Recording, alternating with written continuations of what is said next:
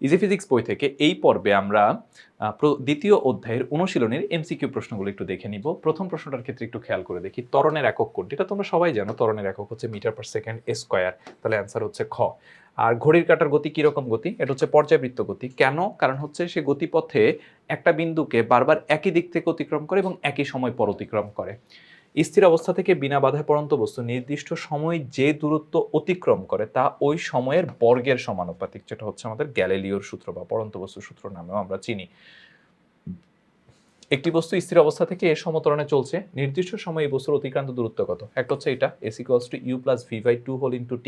খেয়াল করো, এখানে ত্বরণ না থাকলেও সমত্বরণে চলার ক্ষেত্রে আমরা এই সূত্রটা অ্যাপ্লাই করতে পারি। আবার হচ্ছে s = ut + half of at², এইটা হচ্ছে ঠিক, কিন্তু s² = u + 2a এরকম কোনো সূত্র নেই। তাহলে 1 আর 2 অ্যান্সার হচ্ছে গ।